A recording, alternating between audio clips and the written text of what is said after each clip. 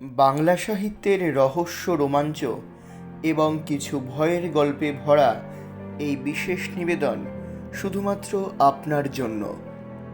প্রতি সপ্তাহে সাহিত্যের অনন্য সম্ভার নিয়ে হাজির হয় ঝরাপাতা ইউটিউব চ্যানেল।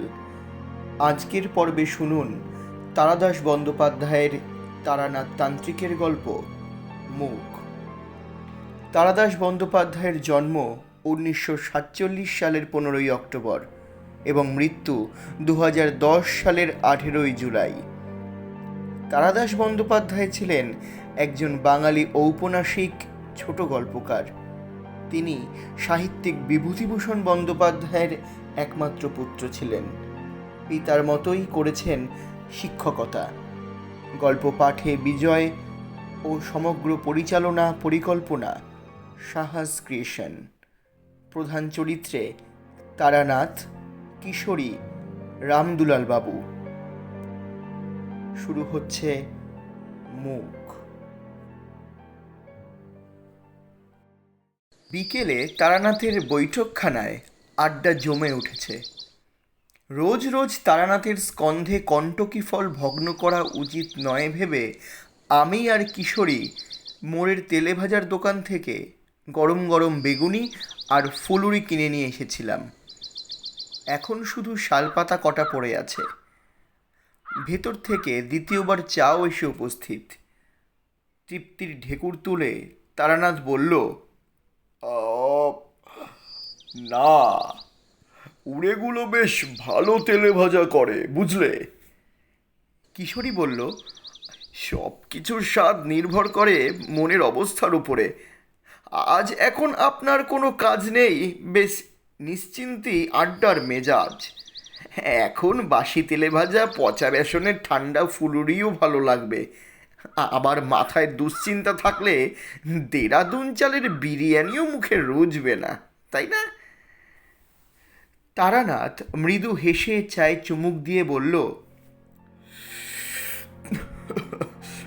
কথাটা তোমাদের পক্ষে সত্য হলেও আমার ক্ষেত্রে সম্পূর্ণ খাটে না বোধ হয়। বললাম, কেন? আপনার এ ব্যাপারে বৈশিষ্ট্যটা কি? আছে আছে, তোমাদের নিরাপদ তরঙ্গহীন জীবনে দুশ্চিন্তা ও দুর্ভাবনা একটা অস্বাভাবিক দুর্ভাবনা, একটা স্বাভাবিক ঘটনা বলেই গণ্য করতাম। রাত্রিরে একটা ভয়ানক কিছু ঘটবে জেনেও দুপুরে ভোজ খেতে বাধেনি। পরপর কয়েকটা চুমুকে চায়ের কাপ শেষ করে নামিয়ে রেখে তারানাথ বহুদিন আগেকার কথা মনে পড়ে যাওয়ার সুরে বলল, ভোজ খাওয়ার কথা উঠলেই আমার রামদুলাল মিত্রের কথা মনে পড়ে যায়। তাদের বাড়ি অতিথি হয়ে বেশ কয়েকদিন যা খাওয়া দাওয়া করেছিলাম, তেমন সচরাচর কারো ভাগ্যে জোটে না। কিশোরী বলল, বেড়াতে গিয়েছিলেন? আরে না না, আমার আবার বেড়াতে যাওয়ায় গিয়েছিলাম কাজে। বিপদে পড়ে তারা ডেকে নিয়ে গিয়েছিল, সে অনেক কাণ্ড। বললাম, গল্পটা হোক, বরং শুনতে মন্দ লাগবে না মনে হচ্ছে। তারানাথ মনে মনে একটু গুছিয়ে নিয়ে বলতে শুরু করলো, বছর কুড়ি আগেকার কথা, বুঝলে? মধুসুন্দরী দেবীর ব্যাপার মিটে গিয়েছে। বাড়িতে বসে ঘোরতর সংসার করছি। এর সঙ্গে হাত দেখি, কবজ দিই, মুখ দেখে ভাগ্য গণনা করি। আয় মন্দ হয় না, আবার খরচও হয়ে যায়। পয়সা জমাতে পারিনি কোনো দিন। দেবী বলেই দিয়েছিলেন, অন্যের কষ্ট হবে না, কিন্তু ধনীও হতে পারবো না। একদিন সকালে বৈঠকখানায় বসে আছি, একজন মধ্যবয়স্ক ভদ্রলোক ঘরে ঢুকলেন। কাঁচায় পাকায় মেশানো চুল, বেশ বলিষ্ঠ ধাঁচের মাঝারি গড়নের চেহারা, পরনে দামি কাঁচি ধুতি, পাঞ্জাবিতে সোনার বুতাম, ডান হাতে অনেকগুলো পাথর বসানো আংটি। চেহারায় বড় মানুষই ছাপ আছে, ব্যক্তিত্ব সম্পন্ন মানুষ। ভদ্রলোক আমাকে জিজ্ঞাসা করলেন, আপনি কি তারানাথ জ্যোতিষার্ণব? আজ্ঞে হ্যাঁ, কি দরকার বলুন? ভদ্রলোক এগিয়ে এসে পায়ে হাত দিয়ে প্রণাম করে বললেন, চেহারা দেখেই অবশ্য আন্দাজ করতে পেরেছিলাম। বললাম, আহ, থাক থাক থাক, হয়েছে হয়েছে, বসুন, কি চাই আপনার? ভদ্রলোক বসে বললেন, আমার নাম রামদুলাল মিত্র। কলকাতাতেই বড় বাজারের দিকে সামান্য ব্যবসাপাতি আছে। আপনাদের আশীর্বাদে মোটা ভাত কাপড় হয়ে যায় ঠাকুর মশাই। সম্প্রতি একটা বিপদে পড়ে আপনার কাছে এসেছি। কিন্তু ঠাকুর মশাই, কি বিপদ তা আমি বলবো না। শুনেছি আপনি মানুষের মুখ দেখে আর তার ভূত ভবিষ্যৎ বলে দিতে পারেন। আপনি বলুন দেখিনি, আমার বিপদটা কি? কিছু মনে করবেন না। ঠিক লোকের কাছে এসেছে কিনা তা তো আমার জানা দরকার। ব্যবসাদার লোকের মতো কথা বটে। আমি মনে মনে হাসলাম। এ লোক ঘরে ঢোকা মাত্র আমি বুঝতে পেরেছি কি বিপদে পড়ে ও এখানে এসেছে। তবে মিথ্যে ভেলকি দেখিয়ে লোককে চমকে দিতে আমার প্রবৃত্তি ছিল না, তাই ওকে দিয়েই বলিয়ে নেবার চেষ্টায় ছিলাম। তা বাজিয়ে নিতে চায় যখন, তখন আমার আর বলতে আপত্তি কি? বললাম, বিপদ তো আপনার আপাতত তিনটি দেখতে পাচ্ছি। প্রথমত, আপনার ব্যবসা হঠাৎ একটা টাল খেয়েছে, তাই না? আগে হ্যাঁ, তারপর?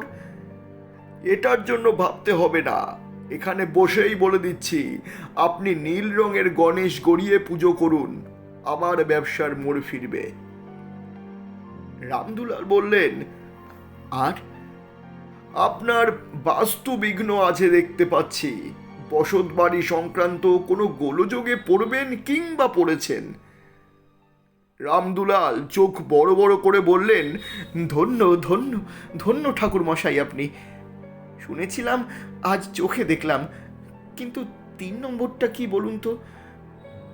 বললাম, বলবো, ওটা আপনি নিজেই মিটিয়ে নিতে পারবেন, আমার সাহায্য দরকার হবে না। কিছু টাকা এককালীন দিয়ে যাওয়া বন্ধ করুন। রামদুলাল মাথা নিচু করে লজ্জিত মুখে বললেন, কি আর বলবো ঠাকুর মশাই, প্রবৃত্তি বড় বলবান। অপরাধ করে ফেলেছি, এখন প্রায়শ্চিত্ত তো করতেই হবে। পাপ ছাড়ে না বাপকে ঠাকুর মশাই, পাপ ছাড়ে না বাপকে। বললাম, অনুতাপ যখন হয়েছে তখন পাপ আর থাকে না। ঘরে মা লক্ষ্মী আছেন তো? আগে তা আছেন। তাকে নিয়েই সুখী হতে হবে। মনে মনে তার কাছে ক্ষমা চেয়ে নেবে। আগে যা বলছেন তাই করব ঠাকুর মশাই। এখন আমার এ বিপদ থেকে উদ্ধার পাবার পথ বলে দিন। খুলে বলুন আমাকে বিষয়টা। রামদুলাল বললেন, ছোটবেলায় বড় কষ্টে মানুষ হয়েছি ঠাকুর মশাই। বাপ মা অল্প বয়সে মারা গিয়েছিলেন। কুলিগিরি করেই মাথায় মোট বয়ে একটা একটা করে পয়সা জমিয়ে ব্যবসা শুরু করি। প্রথম জীবনে থাকার জায়গা ছিল না। কখনো কখনো রাস্তায় শুয়েও রাত কাটিয়েছি। আজও আমার কলকাতায় কোনো বাড়ি নেই। বড় একখানা বাড়ি আস্ত নিয়ে থাকি বটে, কিন্তু সেটা ভাড়া বাড়ি। বাড়ি কিনতে পারতাম, কিন্তু সত্যি বলতে কি, কলকাতায় বাড়ি করতে ইচ্ছা যায় না। ছোটবেলায় গ্রামে মানুষ, আর কটা দিন পরে ছেলেদের হাতে ব্যবসা দিয়ে আবার গ্রামে গিয়ে বাস করব ঠিক করেছি। তা গত বছর শেষের দিকে এক দালাল খবর আনলো, রাজবলহাটের কাছে এক গ্রামে একটা খুব ভালো বাড়ি বিক্রি আছে। নতুন বাড়ি না হলেও সামান্য মেরামত করে নিলে নতুনের মতোই দাঁড়াবে। সেখানকার জমিদারের বাড়ি। জমিদার মারা গিয়েছেন, জমিদারি বিক্রি করে ছেলেরা কলকাতায় উঠে এসেছে কেউ কেউ। বাড়িও আর কেউ রাখবে না, নামমাত্র দামে বেচে দিচ্ছে। দালালের মাধ্যমে দর করে বাড়ি তো কিনলাম ঠাকুর মশাই।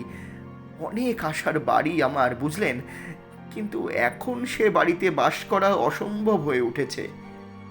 বললাম, কেন, কি হয়েছে? আগে বাড়িটায় অপদেবতার সৃষ্টি আছে, বলা যেতে পারে তার দৃষ্টি পড়েছে সেখানে। কিনবার পর আমরা প্রায় সবাই কয়েকটা দিন থাকবার জন্য সেখানে গিয়েছিলাম। প্রথম দিনই আমার স্ত্রী কি দেখে রাত্রিরে ভয়ে চিৎকার করে উঠলেন। জানলার কাছে নাকি ছায়ার মতো কি দাঁড়িয়েছিল, অথচ দোতলার জানলা কোনো খাঁজ বা কার্নিশ নেই।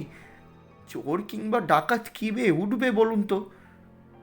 পরের দিন সন্ধ্যের দিকে আমার বড় ছেলে শচী দুলাল পায়খানা করতে গিয়েছিল। কিছুক্ষণ বাদে ফিরে এসে বলল, বাবা, বাড়ির বাইরে কে বসে কাঁদছে বলুন তো? মেয়ে ছেলের গলা মনে হলো। কেমন সন্দেহ হওয়াতে তক্ষুনি চাকর বাকর নিয়ে লণ্ঠন জেলে দেখতে বেরুলাম। পায়খানা বাড়ি থেকে একটু দূরে উঠোনে পেরিয়ে যেতে হয়, তারপরেই পাঁচিল। এদিকের দরজা দিয়ে বেরিয়ে ওখান থেকে ঘুরে পৌঁছে দেখি কেউ কোথাও নেই, কিচ্ছু নেই। পাঁচিলের পরেই ঘন ঝোপঝাড় আর আগাছার জঙ্গল। সেখানে বসে এই ভর সন্ধ্যায় কে কাঁদতে যাবে? কিন্তু কি বলবো ঠাকুর মশাই, ফিরে আসতে গিয়ে পরিষ্কার শুনলাম কে যেন খুব আকুল হয়ে কাঁদছে। স্ত্রীলোকের গলা, খুব কষ্টের কান্না। আবার ফিরে যাই, আবার দেখি না, কোথাও কিচ্ছু নেই। একবার মনে হলো শব্দটা যেন বাড়ির ভেতর থেকে আসছে।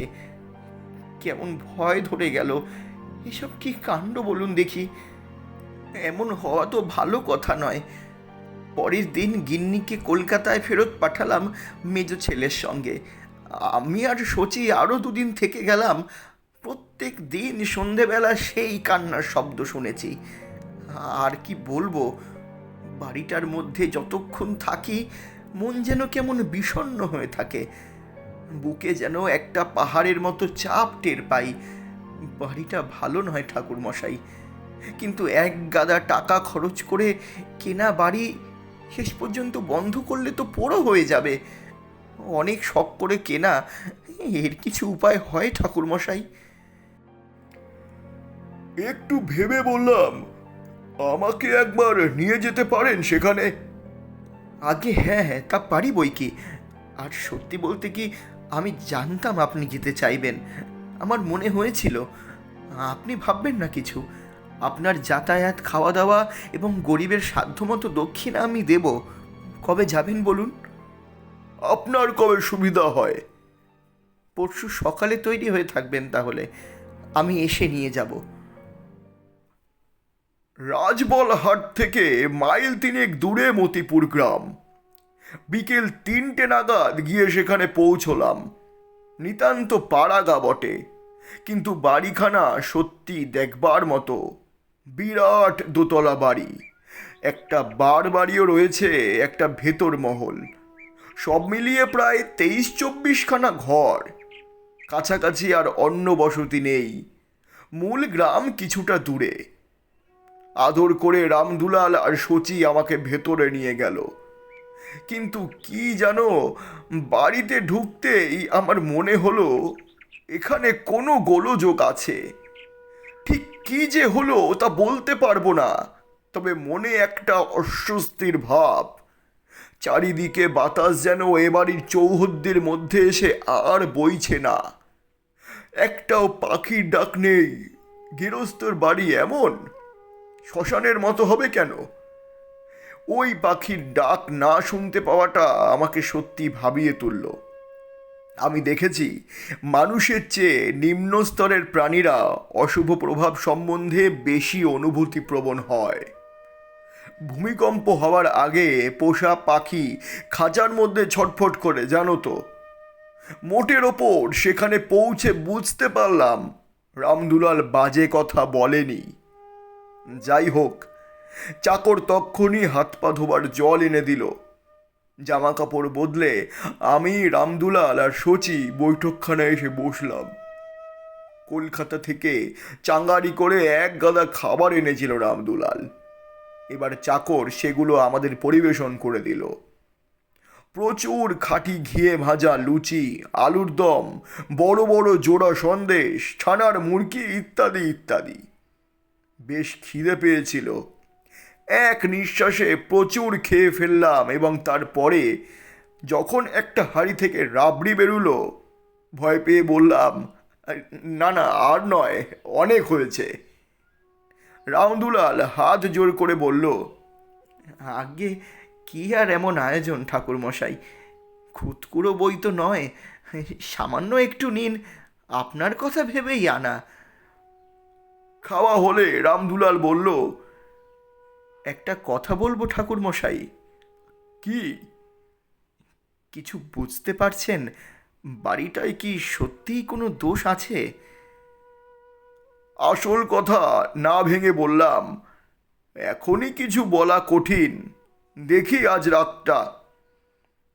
সন্ধ্যের অন্ধকার যখন বেশ গাঢ় হয়ে এসেছে, তখনই আমি কান্নার শব্দটা শুনতে পেলাম। আমার সামনে বসেছিল রামদুলাল। দেখলাম তার মুখ নিমেষে রক্তহীন সাদা হয়ে গেল। আমাকে বলল, ওই ওই ওই শুনছেন, ওই শুনছেন ঠাকুরমশাই শব্দটা? সেই শব্দ। বেশি করে বলবার দরকার ছিল না। কোথা থেকে যেন ভেসে আসছে একটা করুণ কান্নার শব্দ। স্ত্রীলোকের কান্নাই বটে, যেন খুব কষ্টে গুমড়ে গুমড়ে কাঁদছে। কোথা থেকে আসছে শব্দটা? একবার মনে হচ্ছে বাইরে থেকে, আবার মনে হচ্ছে খুব বেশি দূরে নয়, কাছাকাছি বসে কাঁদছে কেউ। বাবা, দরজার কাছে শচীদুলাল এসে দাঁড়িয়েছে। বাবা শুনেছেন? রামদুলাল কাপা গলায় বলল, শুনেছি শুনেছি। তুই তুই ভেতরে চলে আয়। বললাম, ভয় পেও না, দাঁড়াও দাঁড়াও, আমাকে একটা লণ্ঠন দাও তো। চাকরটা ভয় পেয়ে চলে এসেছে, তার হাতে একটা হেরিকেন। সেটা নিয়ে ঘর থেকে বেরুতে বললাম, তোমরা এইখানেই থাকো, ঘর থেকে বেরিও না, আমি একটু দেখে আসি। কিন্তু দেখবোটা কি? লণ্ঠন হাতে সারা বাড়ি তন্ন তন্ন করে খুঁজলাম, আওয়াজের উৎস কোথায় ধরতেই পারলাম না। এক এক সময় মনে হচ্ছিল যেন চারদিক থেকেই শব্দটা আসছে। এ কি ব্যাপার? বৈঠকখানায় ফিরে আসবার পথেই কান্নাটা থেমে গেল। ঘরে ঢুকে দেখি শচী আর রামদুলাল পাথরের মূর্তির মতো চৌকিতে পা তুলে বসে আছে। ঝড়ে কাক মরলেও কেরামতি ফকিরের হয়, জানো তো। আমারও হলো তাই। আমি লণ্ঠন হাতে বেরোবার একটু পরেই কান্নাটা থেমে যেতে ওদের দুজনের ধারণা হলো আমি তন্ত্রমন্ত্রের প্রভাবে আওয়াজটা বন্ধ করেছি। আমাকে দেখে রামদুলাল বলল, ও, কি ভয়ানক ঠাকুরমশাই, কি ভয়ানক শব্দ! কি করে থামালেন ঠাকুরমশাই? ভাগ্যিস আপনি এসেছিলেন। ব্যাপারটা বুঝে চুপ করে রইলাম। ওদের ভুল ভাঙিয়ে লাভ নেই। আমার ওপরে ভরসা করে যতটুকু সান্ত্বনা পায় থাক না। রাত্রিরে ভেতর বাড়ির বারান্দায় আসন পেতে বসে আবার এক বিপুল আয়োজনের সম্মুখীন হওয়া গেল। পুজোর পরাতের মতো বড় বগি থালায় সরু চড়ুই পাখির নখের মতো চালের ঘি ভাত, ভেড়ার মাংসের কোরমা, রুই মাছের কালিয়া, 3-4 রকমের মিষ্টি। বললাম, আরে করেছো কি? এত কখনো খাওয়া যায়? আর তাও বিকেলে ওই জলযোগের পর। তুলে নাও তুলে নাও, এর অর্ধেকও আমি খেতে পারবো না, বিশ্বাস করো। রামদুলাল বলল, আমার এই চাকরটি বড় ভালো রাঁধে ঠাকুরমশাই, পাকা হাত। শুধু রান্নার জন্যই 60 টাকা দিয়ে ওকে রেখেছি। আপনাকে রেঁধে খাওয়াবে বলেই ওকে নিয়ে এলাম। আপনি না খেলে আমরা কষ্ট পাবো। এমন কিছু তো বেশি নয়, খেয়ে নিন। খাওয়ার গল্প আর বারবার করব না। এই প্রসঙ্গে রামদুলালের কথাটা মনে এলো, তাই তোমাদের বললাম। তার ভোজের বহরটার একটু ইঙ্গিত দিলাম। এক কথা, এরপর দুবেলা এরকম নানা বিচিত্র পদ তৈরি হতে লাগলো আমার জন্য। রাত্রেও শুয়ে ঘুম আসে না। একে এই চাপ খাওয়া হয়ে গিয়েছে, তার ওপর মনে কেমন একটা অমঙ্গলের ভাব। আমাদের গায়ের সেই সাধুর কথা মনে আছে তো? সে বলেই দিয়েছিল আমার এ ধরনের ক্ষমতা হবে। পরদিন একটা অদ্ভুত ঘটনা ঘটল। এইখানেই গল্পের আসল অংশের শুরু। সকাল 8টা হবে। বৈঠকখানায় বসে আছি। রামদুলাল গিয়েছে স্নান করতে, শচী বাড়ি নেই। বিকেলে ক্ষীর দিয়ে কি একটা খাবার তৈরি হবে, তাই সে গিয়েছে খাঁটি দুধের সন্ধানে। বাড়ির ডান দিকের কোণে বারান্দার শেষে খুব সুন্দর একটা স্নানের ঘর আছে। জমিদার শখ করে বানিয়েছিল। তার মেঝে সাদা পাথরে বাঁধানো, বুক অবধি দেওয়াল মোজেক করা। কানাই চাকর সকালে পুকুর থেকে স্নানের জল তুলে তাতে এনে রেখেছে। পুকুরেও অনায়াসেই স্নান করা চলতো, কিন্তু নতুন বাড়ি কেনা হয়েছে, সব কিছু ব্যবহার করা চাইতো। রামদুলাল সেখানেই স্নান করছে। হঠাৎ দরজার কাছে একটা আওয়াজ শুনে দেখি রামদুলাল এসে ঘরের মধ্যে দাঁড়িয়েছে।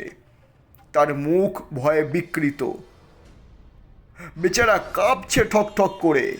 স্নান করতে করতেই মাঝপথে বেরিয়ে এসেছে বোঝা যাচ্ছে।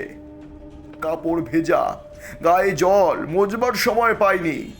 বললাম, কি হয়েছে, ভয় পেলে নাকি? রামদুলাল প্রথমটা কথাই বলতে পারল না। এই সকালবেলা কি দেখে এত ভয় পেল? ধমকে বললাম, কি হয়েছে বলবে কি না? ও বলল, আমার সঙ্গে আসুন ঠাকুর মশাই। পেছন পেছন গেলাম। স্নানঘরের দরজার কাছে এসে ভেতরের মেঝের দিকে আঙুল দিয়ে কি দেখিয়ে রামদুলাল বলল, ওই ওই যে দেখুন, ওই যে। প্রথমে কিছু বুঝতে পারলাম না। সাদা পাথরে বাঁধানো সুন্দর পরিষ্কার মেঝে কি দেখাচ্ছে রামদুলাল। তারপরে দেখতে পেলাম জিনিসটা। মেঝের একটা পাথরের টালিতে যেন আবছা একখানা মুখ ফুটে উঠেছে। ঠিক পুরো মুখ নয়, মুখের আদল মাত্র। চেষ্টা করলে বোঝা যায় স্ত্রী লোকের মুখ, কারণ লম্বা চুলের আভাস দেখা যাচ্ছে। কিন্তু সে মুখ সুন্দর নয়, কেমন যেন ভাঙা চোরা অবয়ব, যেন কষ্টে মুখ বিকৃত করে আছে। এ আবার কি? মেঝের পাথরে কে ছবি আঁকলো? কি দিয়ে আঁকলো? রামদুলালকে জিজ্ঞাসা করলাম, এ ছবি এখানে কি করে এলো? আগে তা কি করে বলবো আমি? যখন বাড়ি কিনলে তখন ছিল না? আগে বাড়ি কেনার কথা কি বলছেন? আজ সকালে কানাই জল তুলে রাখছিল, আমি দাঁড়িয়ে তদারক করছিলাম, তখনও ছিল না। এই এখন চান করতে করতেই হাত ফসকে সাবানটা পড়ে গেল। তুলতে গিয়ে একেবারে চোখাচোখি। কি হবে ঠাকুর মশাই, বড় শখের বাড়ি আমার। বললাম, আচ্ছা তুমি আগে স্নান শেষ করে নাও। ভয় নেই, আমি এই দরজার কাছেই দাঁড়িয়ে রইলাম। ভয়ে ছিটকিনি না দিয়েই কোনো মতে দরজা ভেজিয়ে বাকি স্নানটুকু সেরে বেরালো রামদুলাল। মানুষ ভয় পেলে কিরকম হয়ে যায় তা আজ দেখলাম। প্রথম দিন রামদুলালকে কত ব্যক্তিত্ববান পুরুষ বলে মনে হয়েছিল, কিন্তু যা ধরা ছোঁয়া যায় না এমন অপ্রাকৃত ঘটনার সম্মুখীন হয়ে সে ব্যক্তিত্ব কখন বাতাসে উবে গিয়েছে। বৈঠকখানায় বসে রামদুলাল বলল, এসেই ব্যবসার অবস্থা খারাপ যাচ্ছে। বাজারে অনেক দেনা। এক বেটা মারোয়ারিকে প্রায় 70,000 টাকার মাল সাপ্লাই করেছিলাম। তার দরুন বিল সে কিছুতেই দিচ্ছে না, কেবল আজকাল করে বেড়াচ্ছে। মারোয়ারির সঙ্গে কি আমরা পারি ঠাকুর মশাই? আমারই ভুল হয়েছিল ওখানে মাল দেওয়া। কি করব, লোভে পড়ে গেলাম। এখন যদি বিল না আদায় হয় তাহলে আমার ব্যবসা ডুববে। নালিশ করে টাকা আদায় করতে করতে তো আর ব্যবসা থাকবে না। এদিকে এই চিন্তা, এত টাকা দিয়ে বাড়ি যদি বা কিনলাম, এখন তাতে বাস করতে পারছি না। আমাকে আত্মহত্যা করতে হবে ঠাকুরমশাই, আমাকে আত্মহত্যা করতে হবে। বললাম, আরে দাঁড়াও দাঁড়াও, এত ব্যস্ত হলে চলবে কেন? ব্যবসায় লাভ ক্ষতি জোয়ার ভাটা আছেই, ভেঙে পড়ার কিছু নেই। আর এবারের কথা বলি, আমার মনে হয় তোমাদের ভয়ের কিছু নেই। ভয়ের কিছু নেই? মনে হয় না। ভেবে দেখো, যে আত্মাই এমন করুক না কেন, তার যদি তোমাদের ক্ষতি করবার ইচ্ছে থাকতো, তাহলে সে তো অনায়াসেই করতে পারত। এতদিন চুপ করে আছে কেন? রামদুলাল বলল, তাহলে ওই কান্নার শব্দ? বললাম, হয়তো সেটা আমাদের মনোযোগ আকর্ষণ করবার জন্য। সে হয়তো কিছু বলতে চায়। তাহলে এখন আমি কি করব ঠাকুরমশাই? তুমি কিছুই করবে না। আমি আরো কয়েকদিন থাকবো, দেখি কি হয়। যা করবার আমিই করব। শচীদুলাল এসে স্নানঘরের মেঝেতে ছবিটা দেখল। তবে সে বাপের চেয়ে সাহসী, ভয় পেলেও মুখে কিছু বলল না। রাত্রিরে আমি সাবধানের মার নেই বলে বড় এক ঘটি জল নিয়ে বাড়ির চারিদিকে ছিটিয়ে সাধুর দেওয়া সেই মন্ত্রে গণ্ডি দিয়ে রাখলাম। সেদিন রাত্রিটা কারোই ভালো ঘুম হলো না। পরদিন সকালে উঠে আমি আর রামদুলাল গিয়ে দেখি স্নানঘরের মেঝেতে ছবিটা যেন আরো স্পষ্ট হয়ে উঠেছে। এদিক ওদিক দু একটা রেখা বেড়ে গিয়ে এখন বেশ স্পষ্ট বোঝা যাচ্ছে মুখখানা। সমস্ত মুখে একটা যন্ত্রণার চিহ্ন আঁকা। মুখ, নাক, চোখ যেখানে যা থাকার কথা ঠিক যেন সেখানে নেই। সমস্ত ছবিটাকে যেন টুকরো টুকরো করে ভেঙে সামান্য অদল বদল করে বসিয়ে দিয়েছে। ফলে একটা অমানসিক কষ্টের চিত্র ফুটে উঠেছে। আমি এগিয়ে ভেতরে গিয়ে পা দিয়ে ঘষে ছবিটা মুছে ফেলবার চেষ্টা করলাম। কিছু মাত্র উঠল না। অথচ সাদা পাথরে কালো রঙের কিছু দিয়ে আঁকা জিনিসটা। তবে উঠছে না কেন? মনে হচ্ছে ছবিটা যেন পাথরের ভেতরে রয়েছে, বাইরে থেকে ঘষে তোলা যাবে না। এরপর থেকে প্রত্যেক দিন ছবিটা একটু করে স্পষ্ট হয়ে উঠতে লাগলো। এখন বেশ বোঝা যায় একজন অল্প বয়সী মেয়ের ছবি। বেশ মিষ্টি দেখতে, কিন্তু কে যেন তাকে খুব অত্যাচার করেছে। ব্যথায় কষ্টে তার মুখ বিভৎস হয়ে আছে। সত্যি, রামদুলালের আর দোষ কি? আমারই গা ছমছম করত সেদিকে তাকালে। বেশ গরম পড়েছে। একদিন সন্ধেবেলা আর সহ্য করতে না পেরে রামদুলালকে ডেকে বললাম, ওহে, তোমার কানাইকে বলো তো একটু স্নানের জল দিতে। বড় গরম আজ, স্নান করে ফেলি। আগে জল তো তোলাই আছে, আপনি চলে যান। ঠান্ডা জল, আরাম করে গায়ে জল ঢালছি। পায়ের কাছে মেঝেতে সেই ছবিটা। এই 3-4 দিনে ছবিটা আমাদের অনেকখানি গা সওয়া হয়ে গিয়েছে, বুঝলে? না তাকিয়ে স্নান করে চলেছি, হঠাৎ আমার গা শিউরে উঠল। সেই কান্নার শব্দটা এবার খুব কাছে, যেন এখানেই, এ ঘরেই কেউ কাঁদছে। স্নান ঘরে আমি একা। অন্ধকার ঘনিয়ে এসেছে। পায়ের কাছে পাথরের সেই মূর্তি, আর বাতাসে করুণ কান্নার আওয়াজ। গুমড়ে গুমড়ে কে যেন কাঁদছে কোথায়। তরুণী মেয়ের গলা। বাইরে দরজায় ধাক্কা দিচ্ছে রামদুলাল। ঠাকুরমশাই, ঠাকুরমশাই, ঠাকুরমশাই ঠিক আছেন তো? বললাম, ঠিক আছি, ভয় নেই। যাও ঘরে গিয়ে বসো, আমি আসছি। আওয়াজটা এ ঘরেই হচ্ছে বটে, যেন আমার পায়ের তলা থেকে আসছে। আমার মাথায় তখন একটা বুদ্ধি এসেছে। কি করতে হবে ভেবে ফেলেছি আমি। আমি স্নান সেরে বেরোবার আগেই কান্নার আওয়াজ থেমে গেল। ঘরে এসে রামদুলালকে বললাম, আচ্ছা, যখন এই বাড়ি কেনো তখন মালিক কারা? তোমাকে এ ব্যাপারে কেউ কিছু বলেনি? বাড়িতে এরকম কান্নার শব্দ শোনা যায় বা কিছু? না, তা বললে কি আর বাড়ি কিনতাম ঠাকুর মশাই? তা বটে। আচ্ছা, তোমার বিশ্বাসী চাকর কজন আছে কলকাতার বাড়িতে? রামদুলাল ভেবে বলল, জনা দুই। তারা গোপন খবর চেপে রাখতে পারবে? তা পারবে, প্রাণ গেলেও তারা আমাকে বিপদে ফেলবে না। আর কানাই? কানাইও বিশ্বাসী।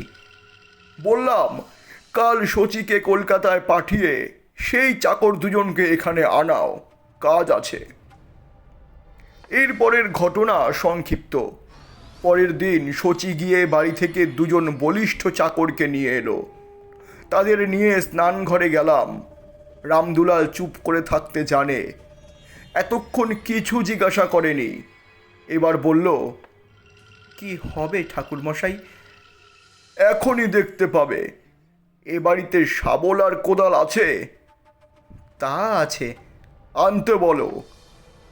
তিনজন চাকর শাবলের চার দিয়ে মেঝের কয়েকখানা পাথরের টালি তুলে ফেলতেই তলার সুরকি আর মাটির সোলিং বেরিয়ে পড়ল।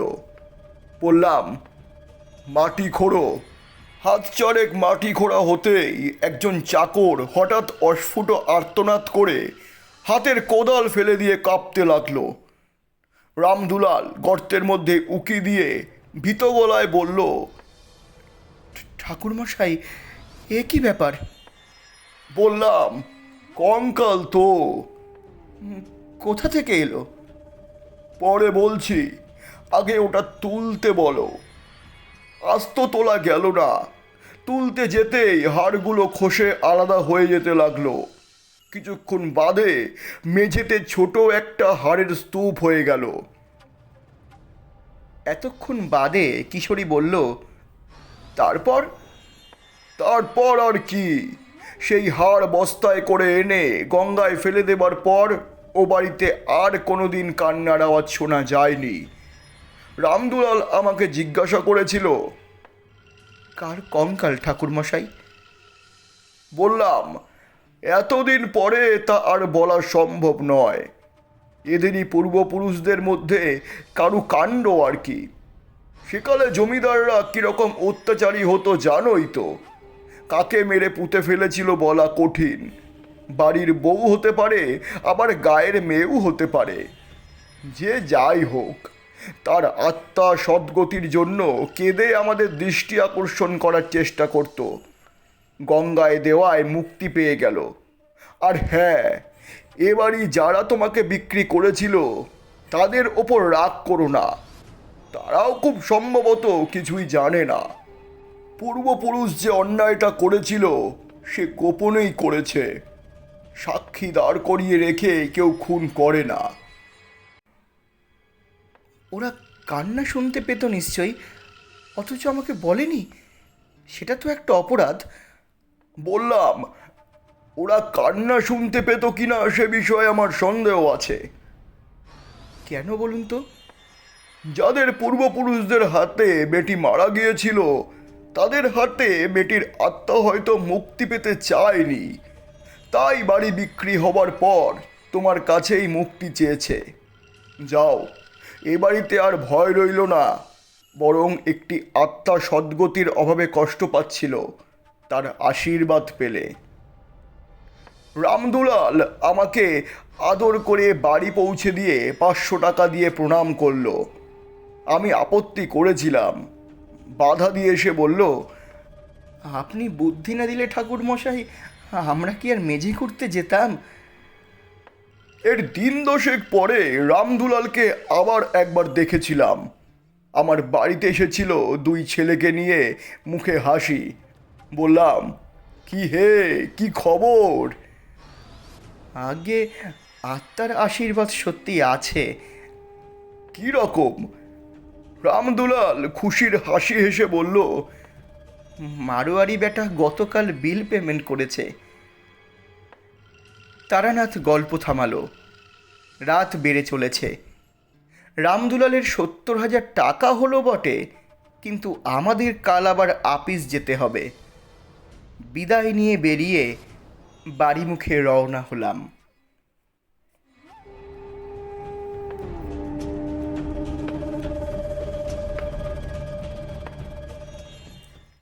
শুনছিলেন তারাদাস বন্দ্যোপাধ্যায়ের তারানাথ তান্ত্রিকের গল্প মুখ।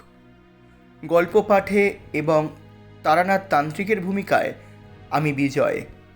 অন্যান্য কণ্ঠে ঝরাপাতা টিম। সমগ্র পরিচালনা এবং পরিকল্পনা সাহাস ক্রিয়েশন। পোস্টার ডিজাইন চারুলিপি এবং মিউজিক ডিজাইনে রয়েছে তরঙ্গ দ্য আল্টিমেট মিউজিক। দেখা হচ্ছে পরবর্তী সপ্তাহে নতুন আরেকটি গল্প নিয়ে অথবা কবিতা নিয়ে। ততক্ষণ শুনতে থাকুন, পাশে থাকুন ঝরাপাতা ইউটিউব চ্যানেলের। ঝরাপাতা, কবিতার ও গল্পের কথা বিজয়ের সঙ্গে। চ্যানেলটি যারা এখনও সাবস্ক্রাইব করেননি, সাবস্ক্রাইব করে পাশে থাকুন নতুন নতুন গল্প এবং কবিতা পেতে। দেখা হচ্ছে আগামী সপ্তাহে। ধন্যবাদ।